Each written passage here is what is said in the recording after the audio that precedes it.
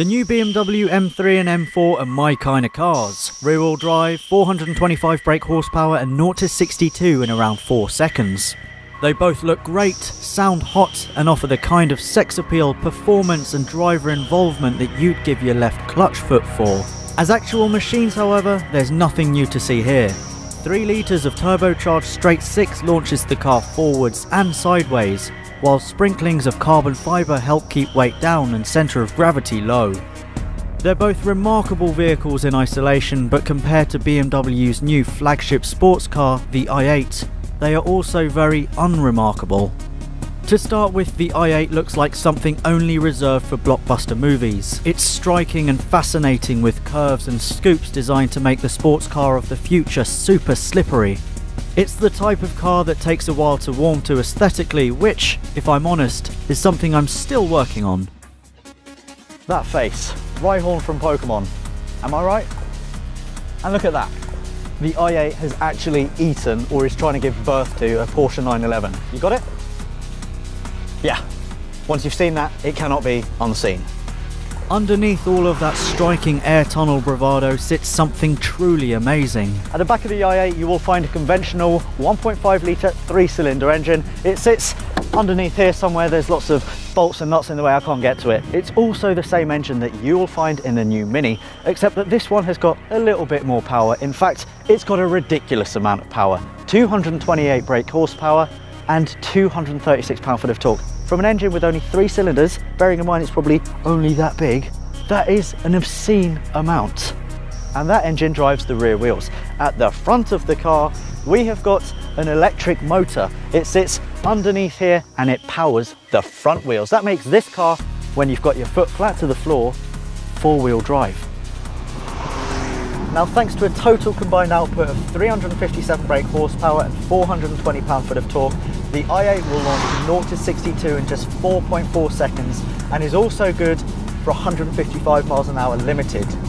The most impressive fact, however, is that it achieves these types of figures while also achieving 135 mpg and, wait for it, 49 grams per kilometre of CO2. That is minute. For a bit of context, 49 grams per kilometre of CO2 is roughly the same amount that I emit every time I yawn. Look. Oh, 49 grams per kilometre of CO2. And all that from a hybrid sports car good for 4.4 seconds. So then, a mini engine in the back that turns the rear wheels, an electric motor doing the donkey work up front, and more road presence than a GTR. Yeah, I went there. So what's it like to drive? Now, the first thing you notice with the i8 is the noise.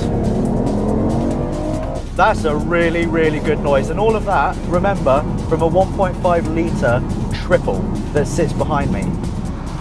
For a 3-cylinder engine, that is absolutely astonishing. It's thrummy, it's bassy, it sounds way more like a V6 or even a V8. That is really impressive, seriously impressive. Away from the awesome engine noise, you will also be very pleased to hear the horn. Yep, as you can hear, that's typical BMW horn, which is something that BMW drivers pay particular attention to. BMW drivers need a strong horn. It's like a firm hand to say to people, move, peasant, move out of my way. I am coming through. In the i8, you get that.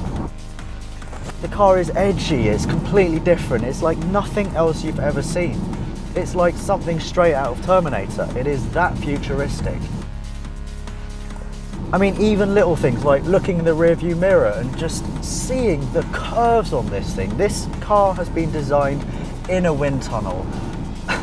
The wings on this, they kind of arch up like that. It's like a couple of elbows just pointing up. It looks weird from these mirrors. Elvish ears.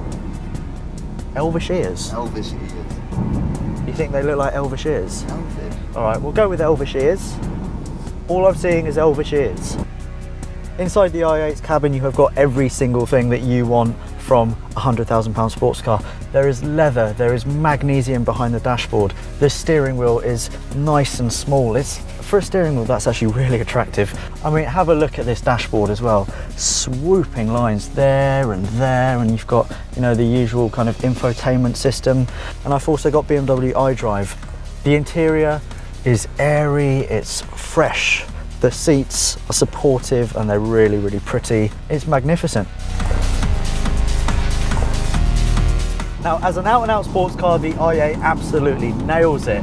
It is feelsome, it goes like the clappers, it looks spectacular, it's noisy, it's just amazing. This thing rides smoothly, but it rides confidently. It's four-wheel drive. It doesn't weigh a lot, it doesn't feel like it weighs a lot. It's nimble, it's poised.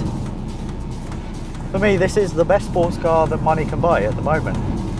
Granted, it should be for 100 grand, but as a complete package, this is it. This is the future. This is the future, and I'm in it.